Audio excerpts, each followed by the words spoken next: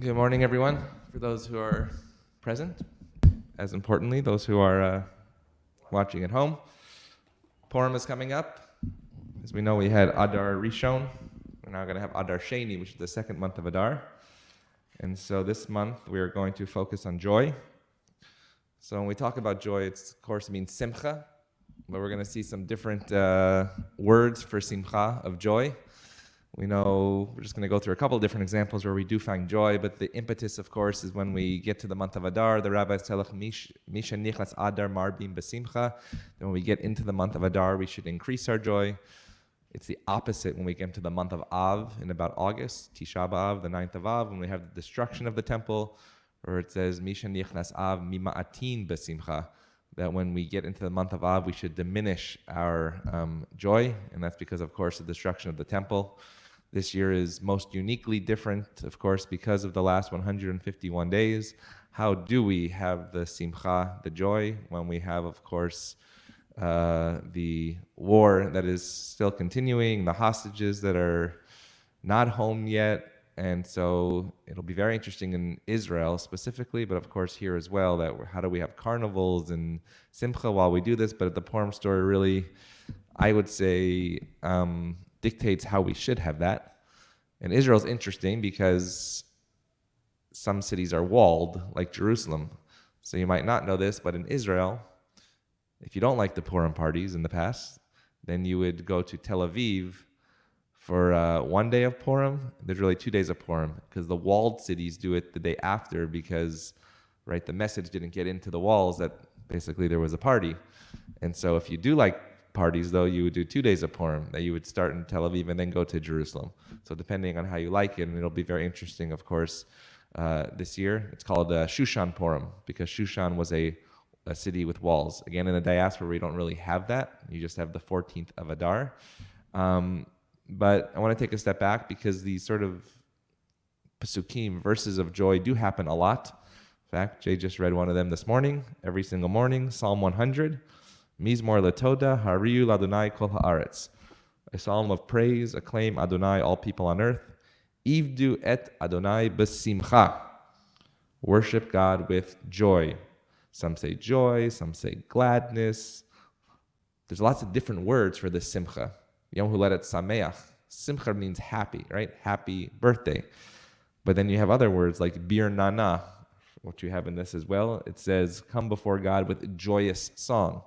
On Kabbalat Shabbat, what's the first psalm that we say? Lechun neranana ladonai. It's at the bottom of today's daily psalm also. Exactly, on Wednesday mornings. My days are mixed up because I just got back from the East Coast. But Lechun neranana ladonai, it's at the daily psalm today, but also on Fridays as well. And then you have rabbis that sort of input this aphorism into teachings. One of my favorites, Rabbi Nachman of Bratslav, where he says, and many different melodies have been used for this, Mitzvah gedola lihiyot besimcha tamid. Remember last time we talked about the ner tamid, the eternal light, but it says that it is a great mitzvah, or the greatest mitzvah of all, lihiyot besimcha tamid, that you should always be happy. And we know also that that's not possible. So what is this definition of happiness? And then we're going to see a verse in the Megillah, at the end, when this whole story happens with Esther and Mordechai and Haman, and by the way, it's interesting in terms of our identity as Jews. Mordechai is the first person called Mordechai HaYehudi, the first person that's actually called a Jew in our tradition. Abraham is not called a Jew. Moses is not called a Jew, but Mordechai is HaYehudi. So what is this identity in terms of a Jew, and specifically with happiness in a world that is often not happy? And I hearken back to October 7th, what we did here on Simchat Torah, right? The immediate question was, how will we dance tonight when the world is crying? And we did. We took out the Torahs, and it wasn't we were dancing in the face of adversity, but we were dancing because we could, and we were dancing for those that could not. And you're seeing that even in the last 150 days, right? Soldiers that had big weddings planned would literally get out of the army for 4 hours, have a wedding in their backyard for a minyan of people, and then go back to their service as well. These are moments of finding joy, or these videos that you do see online of the IDF that's coming back from battle and then having barbecues with Jews and people around the world at their bases, and for just those few moments finding joy. And what allows them to find joy is actually Lechuna Ran al Adonai. It is often joyous song. So what is this joy about? And then lastly, we have 2 verses in our Torah, in the book of Deuteronomy, because we're going to skip around for different holidays. The first is found in Deuteronomy chapter 16, verse 13, which we read both as our regular portion in the summer of Re'eh, but we also read it on the different Shalosh Regalim, and it's page 1084. Page 1084. It goes through all the different holidays, and then finally it says, verse 13, Chag HaSukkot taselecha shivat yamim ba'aspecha me'egrecha mi'aklecha. After the ingathering from your threshing floor in your vat, you shall hold the feast of booths, Sukkot, for 7 days. V'samachta b'chagecha. You shall rejoice in your festival. Who should rejoice? Not just you. Ata uvincha uvitecha v'yavdecha v'yamatecha v'halevi v'hager v'hayatom v'hamona asher bisharecha. It's not just you. You can't be joyous alone. Rather, it's your son and your daughter. It's your slaves. It's the Levite. It's the stranger. It's the fatherless. It's the widow in your communities. It's not just you go have a party, but you are almost commanded to put on a party for everybody else. It's interesting that on Purim, right? It's not just go be happy and have a drink, but it's also matano le'evyonim. It's giving people, poor people, gifts. It's mishloach manot. It's giving packages to your friends, right? It's not just saying, I'm going to be happy. The command is you be happy, but then the action is you be happy by making others happy too. And I think that's a really, really crucial point. And then if you fast forward to Deuteronomy 26, verse 10, which is found on page 1142, when you are tithing, when you are giving the first fruits to the land, it says,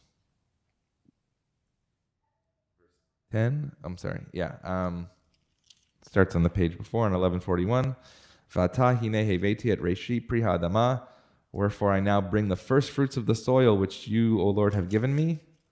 V'hinachto lifnei Adonai Elohecha, I'm going to put it before you, God. V'hishachavita lifnei Adonai Elohecha, I'm going to bow before you. There's this word again, verse 11. V'samachta bechol hatov asher natan lacha Adonai Elohecha. And you shall enjoy together with the Levite, right? Not by yourself, but with who? Halevi v'hager asher b'kirbecha. On you and your household. So again, this idea of joy is not just by yourself. And then when you get to the end of the Megillah, right? When we win, if you wish, when Esther comes into the palace and understands what it means to really be a Jew publicly, we say a line that we most famously know from Havdalah, right? Which is that we should be happy, but there's an interesting word that is added, simcha v'sason. So I want to look at this word sason for a moment. But first I want to go to the Talmud. And when you talk about the holiday of Passover, we know that wine brings happiness. It's very interesting. I did my research on music and Jewish practice. Right? Why don't some people play music instruments on Shabbat? Because traditionally it was that the destruction of the temple occurred. Well, if the destruction of the temple occurred, then we're still mourning even 3,000 years later for that, and music makes us happy, right?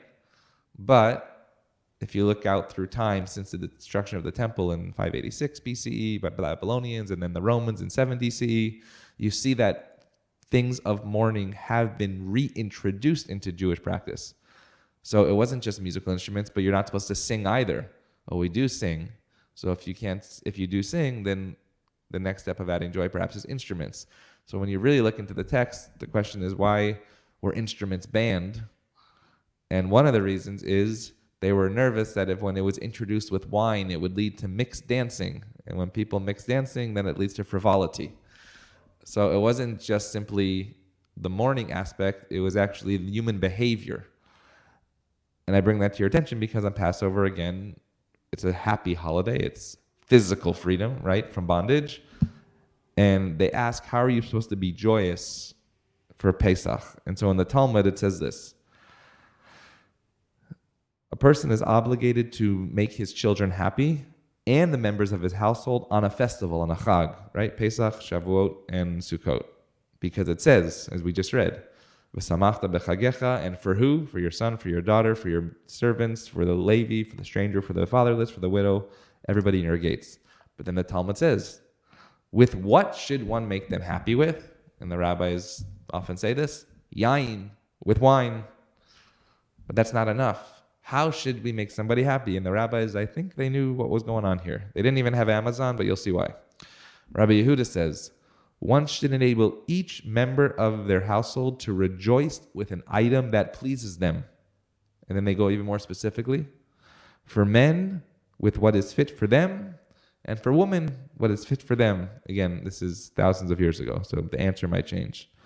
Rabbi Yehuda elaborates, for men, what is fit for them, with wine. I was just at a conference of 130 rabbis about Zionism and the future conversation of Zionism. And there was a little chat group, and of course it was about Zionism, but the other piece for the rabbis, most of the rabbis in that group were male, was which malt and scotch, and I don't drink malt or scotch, were they bringing to make us happy after a long day of conversation? What about the woman? With what should one cause them to rejoice? That's what Rabbi Yehuda asks, and Rabbi Yosef answers, one should delight them with new clothes. In Babylonia with colored clothes. In Eretz Yisrael with the pressed linen clothes that are manufactured there. Right? So it's not just be happy. Here in the Talmud you get what makes us happy. And if we went around and asked what makes you happy, everybody would say something different. I have 3 children. Each one of them has difference. One is a Legos, one is a doll, and one is a basketball. Right? So the rabbis say, no, happiness also is individual. And even so, right? It's not just clothes. Look, if you're talking to the woman in the land of Israel, it's a different type of clothes than the type of clothes that we like here in Babylonia. So that's an interesting thing, right? When they talk about joy, we say, be happy. Well, you can't be commanded to be happy. And the rabbis dig that out and they say, well, then how do we do this? And the practical way is, right, if I ask, where is your happy place, right? My happy place is here, but outside of it, as many people know, I love sports. It's going to the games and feeling that community. For other people, it's going to a Broadway show. For other people, it's sitting in a park. Each of us have a different definition of that happiness. And the rabbi, they're saying it's important to fulfill that aspect of happiness as well. I want to, and the last piece. When the temple is standing, rejoicing is only through the eating of sacrificial meat, right? So in the times of the temple in Jerusalem, what was happiness? You would go to the temple in Jerusalem. It was like a big barbecue, basically, right? And you would eat the meat. Why do we know that? It says in the book of Deuteronomy, you shall sacrifice peace offerings, those are shlamim, and you shall eat there, and you shall rejoice before the Lord your God. It says in the Torah that when you're eating these sacrifices, you should be happy, and therefore that must be happiness. But the rabbis, of course, say, this is the Babylonian Talmud, there's no more temple. And now the temple is not standing. One cannot eat sacrificial meat. How can he fulfill the mitzvah? As the rabbis like to say, as we just heard, with wine. Why wine? It says they always have to have a pasuk, a verse to back it up. It says in the book of Tehillim, Psalm 104, and wine that gladdens the heart of the human being. Right? It's a very interesting, you can do an entire dissertation, it probably has been written, on wine within Jewish tradition. Right? What it does, both happiness and also interesting sad times. There's actually interesting things in the Talmud about in times of mourning, how wine is banned but also helpful. And wine often comes with rejoicing, right? Every holiday we say the Kiddush, every Shabbat we say the Kiddush. It's over a cup of wine. Every bar mitzvah, every bat mitzvah, they get a kos Kiddush. And even in Psalm 23, what do we say? That our cup should be overflowing, the kosi revaya. Okay, and now we get to the Megillah, which Jay's going to read in a couple of weeks.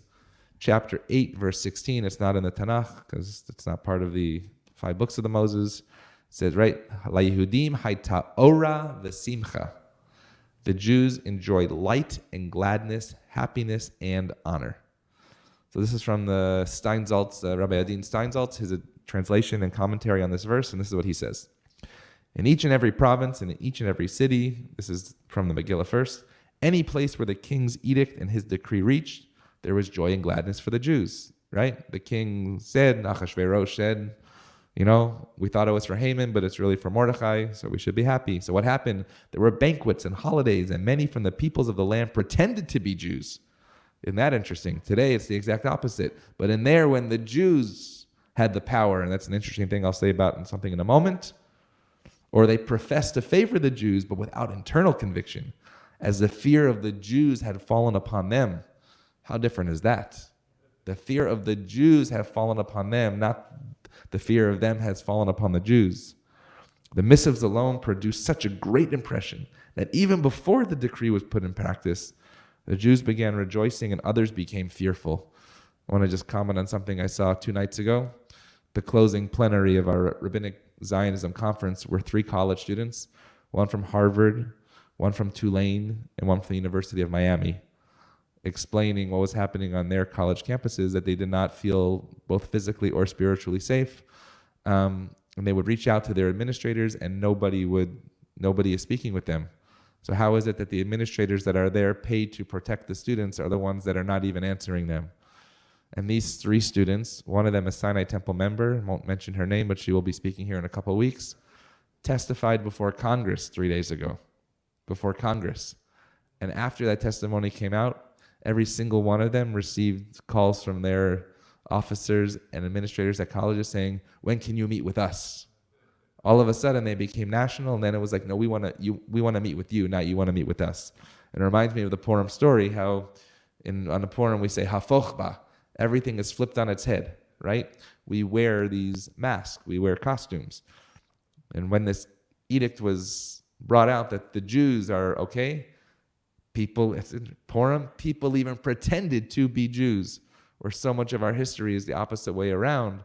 I did a funeral a couple of weeks ago, and the woman was born in the city of Mashhad in Iran, where I was told that they would convert the Jews to Islam, but internally they would stay Jewish. And when they would go to the mosque, they would bow down and they would look next to each other, making shidduchim, making matches with each other, because if they were married, then they didn't have to intermarry into the Mashhadis. It was a fascinating story, right? And where does Purim take place? In Persia, in Iran. These are real things that didn't just stay in the Megillah, but traced throughout our history as well. A little bit about the Talmud. I want to talk about this word light, right? La Yehudim hayta ora v'simcha. Before we have this gladness and joy, we have light. So again, we have the Ner Tamid, we have light there, we have the Shabbos candles, and light is used in different situations in Judaism. Light for the Shabbos candle is for the table. It's for Oneg Shabbat. It's for the joy. You have to use that. Light for Hanukkah candles is for the outside world. You have to put it in your window, Pirsumei Nisa. Again, going back to what Steinsaltz says, on December 9th, the 3rd day of Hanukkah, when there were protests in our streets here in Los Angeles, we lit the Chanukiah and we shut the windows because we were fearful of what was happening outside. The Purim story happening again and again. So the Talmud says this. The verse states, the Jews had light and gladness, joy and honor. Hayta ora v'simcha v'sason. Rav Yehuda says, so all these rabbis are giving their different interpretations because, okay, we had light and joy. What does that mean? Light, this is referring to the Torah that once again became studied, right? And it's not just the Purim story. You can think of the Hanukkah story of Antiochus. What did Antiochus ban, right? And you're going to see in a moment, I'm going to tell you, but one of them was Torah study. Or for instance, Lag BaOmer, what's it celebrating? That Rabbi Akiva and his students could study Torah again. It similarly says, for the mitzvah is a lamp and the Torah is light. That's from the book of Mishlei, the book of Proverbs, right? Our Torah is light. Our Torah is a lot of things, by the way. Our Torah is considered mayim, it's considered water. Our Torah is considered Eitz Chaim, as you see on the Torah mantles. It is a tree of life. And our Torah is light.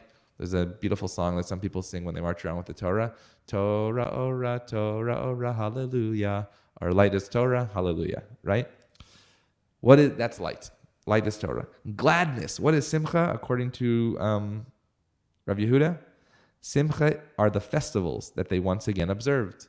The people were not observing the holidays. Now they observe them. We probably understand why, because in the Torah, what does it says? V'samachta b'chagecha. When should you be happy on your festivals? So when the Megillah says there should be light, the Jews should have light and gladness again. What they are really saying is they should have Torah and their holidays to celebrate again. Joy, sason. This is referring to Brit Milah, circumcision, as they had once circumcised their sons. As it says in the book of Tehillim, I rejoice, sas, at your word, which the sages understood as referring to King David's rejoicing over the mitzvah of Brit Milah. Ora, simcha, v'sason. Really? Torah, Chagim, and Brit Milah, or Mitzvah, right? Rav Yehuda says, light refers to Torah, gladness refers to holiday, joy refers to Brit Milah, and honor refers to tefillin, the mitzvah of tefillin. Interesting. Where the Megillah says, and this is from an article by Rabbi Mark Angel, Sephardic rabbi, does great interpretation, where the Megillah says the joy had light and gladness and joy and honor. The Jews had Torah, holidays, Brit Milah, and tefillin, as if to say that the reason that the Jews were celebrating was because they once had the opportunity again to observe mitzvot.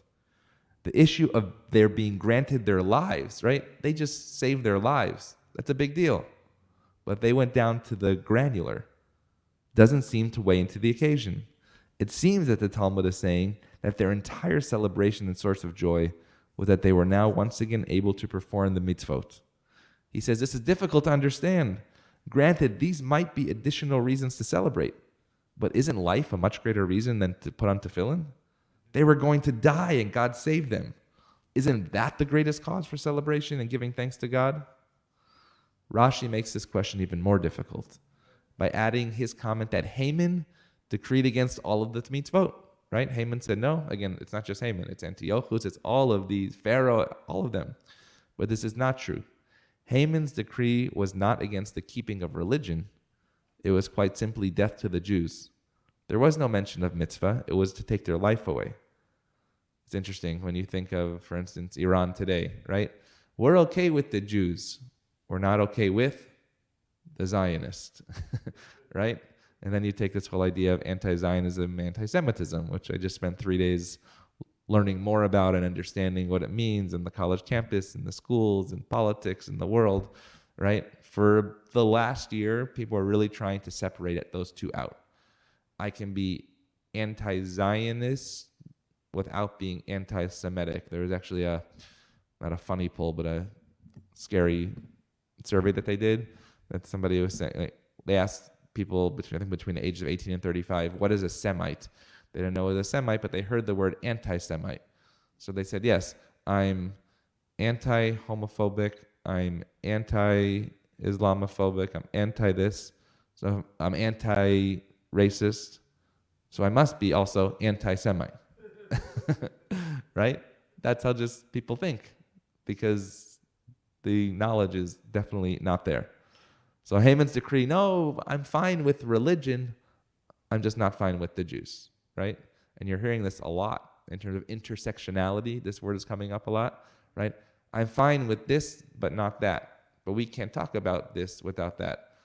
Once there was going to be somebody who was going to come speak here, and they said, we're going to come and speak about anti-Semitism, we'll put a panel together, but we're not going to talk about October 7th. That sounds great, what you're not going to talk about, but we're not going to talk about anti-Semitism without October 7th, so we're not going to have that here. And so it comes together. And this is not an 150-day-old problem. This is from many, many, many years ago. So what's the answer? The answer is this. When the Jews of Shushan were saved, they saw God taking care of them, orchestrating events and running the world. They saw behind the veil of the physical and they recognized God. But more than seeing God, they experienced change their understanding of life. And this is how Rabbi Mark Angel concludes. He said, why is life so precious? What is the tragedy of death? We all die anyway, sooner or later. What difference does it make? The real answer, he says, is no difference. As we learn in the book of Kohelet, or in the Ecclesiastes, we read on Sukkot, generations come, generations go. We seem so important at this time, but then generations pass as if they never were, like dust in the wind. Nothing matters until we understand a purpose of life. And then he gives the theological reasons. Once we understand that God created us to grow, that God put us in this world to shape ourselves into what we will be for eternity, then we understand the value of life. Why is life valuable? Because it is time. It's time to grow, time to accomplish, time given as a chance to acquire what we need. Once we understand that, we understand life. Death is dreadful because it robs that person of that chance to grow. Lastly, I want to talk about the difference between simcha v'sason, the difference between this joy and this gladness. And this is what Mark Angel says. He says, simcha is physical joy. Just as a couple of months ago we talked about the 4 different types of freedom, physical freedom was coming out of Egypt.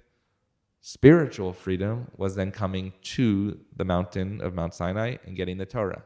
You can't have one without the other. Just like the anti-Semitism, anti-Zionism on the negative side, if you're going to have freedom, then you actually need rules. A child can understand that rules are actually freedom because they just want to do what they want. But we understand that the book actually gives us this purpose that we just spoke about. So yes, simcha is this physical contentment, right? And we see that. The Sheva Brachot, blessings refer to how God provided simcha to Adam and Eve. That's what we start the Sheva Brachot with. The first is Borei Pri Hagafen. Then we say Yotzera Ha'adam, that God created man and woman, human being. This too can be understood to refer to physical contentment and well-being. Adam and Eve were provided for. They had a beautiful time. It was a paradise, right? They had great weather. But what is sason? It can't just be joy and joy. When the Torah uses 2 words of different synonyms, they're not just pushing F7 thesaurus on a computer. The Torah must mean something else. And so Rabbi Mark Angel says that sason is the spiritual joy, the emotional. It's not what the Talmud says, here's your Lego or your clothes or your wine. There has to be that spiritual joy. And that's what Isaiah, the prophet, likens God's joy in the people of Israel to the joy of a bride and groom. It's a sense of feeling complete, of having found adventure in our life. He says where simcha is me-oriented, I like this ice cream cone, I like this gift that I got, sason is oriented for the other. And it matches what we saw in the Torah, v'samachta b'chagecha. You should be happy, not by yourself. V'hager v'hayatom v'hamana asher b'kirbecha. For everybody's in your house. Whereas simcha is a feeling of content, sason is a feeling of meaning. That with that contentment, what do we do with it? We all know people, I as I mention often, I love sports and I like reading sports memoirs. And it's very sad when you read sports memoirs, a lot of the memoirs that are written by athletes are of athletes who had everything and lost everything and didn't realize that everything didn't mean the things that they lost, but everything meant the things that were the sason part of their lives, the joy, right? I literally read 2 books in the last month about this, right? Vin Baker, he played for the Milwaukee Bucks. He was the son of a preacher. The first NBA player to get $100 million.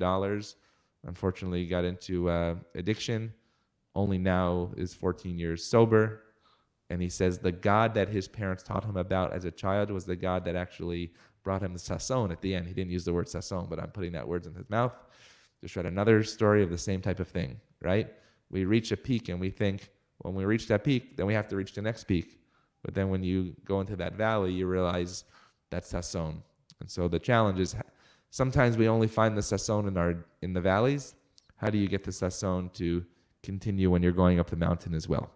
It's about the other oriented and not just the me. Upon winning the freedom, the Jews in Shushan, the Jews felt light, right? We already talked about this. Ora, the darkness and gloom was removed. They felt simcha. They were physically safe. They felt joy. Then they felt the sason, right? So it's a chicken and the egg question. What comes first, simcha v'sason? According to the Megillah, first the simcha and then the sason, right? You do need to feel physically, right? You don't want to be in depth and, I'm just so happy right now. No, you're not happy, right? But you understand, as we're reading, the more purposeful piece of life. They attained a higher spiritual satisfaction. They understood that their saving had divine meaning. They had a greater purpose. Once they attained the level of understanding, then they experienced the kavod, the honor. Honor in form of self-respect, honor from others who recognize the transformation which had occurred to the Jews. That's what we're celebrating on Purim. I just had somebody, their bar mitzvah was probably 7 years ago. The child is now in college, and the mother sent me a picture of me wrapping tefillin with him as a 13-year-old. Sat right here. Haven't seen him since. And the mother said, just last week, he wrote to her and said, do you know where my tefillin is? I want to begin wrapping tefillin. And now every morning he wraps tefillin. One of the mitzvot of Haman tried to remove from us. And so there's always that, I say, the spark of the Ner Tamid that is always there. The question is, how do we access this? Same thing. So many people are wearing the Magen David outside, right now, because they're sort of like the Jews of Shushan, right? I think Mordechai is the name of the year. If everybody had to name their child right now, perhaps we should have more Mordechais in the world. People that were willing to understand that you can have the courage to be proud of who you are, even in a society where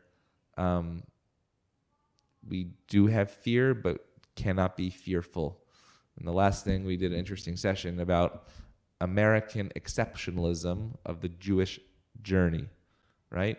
We came here, most of us, either as first generation, I'm third generation, but not much more than that. And we saw that we could do both here, that we could be so Jewish that it didn't matter to anybody else, and we can be so American. And now that existence is being questioned. And do we go with our flock to where they are and bring Jewish to them, or do we say, come inside and do this? And I think that's what the Purim story is really, at least in 57, 84. Again, the Purim story, it was always literally fun and games. But I think this year the story is, how do we get to that last line of the story and say, La Yehudim hayta ora b'simcha v'sason v'ikar? How do we as Jews not just simply get the physical joy, which we'll have at our carnival and we'll have the costumes, but where will our sason come from? Where will our emotional joy come from in this time when our brothers and sisters in Israel and around the world are basically feeling like the Jews of Shushan from thousands of years ago? So as we enter the month of Adar 2 coming up, we don't just pray and hope, but it's our job to act upon that as well. So a Chodesh Tov coming up for Adar Sheni. When's Rosh Chodesh? Sunday and Monday coming up. And Misha Nichas Adar Sheni. We have double the amount of time to bring in the joy this year. Have a great day.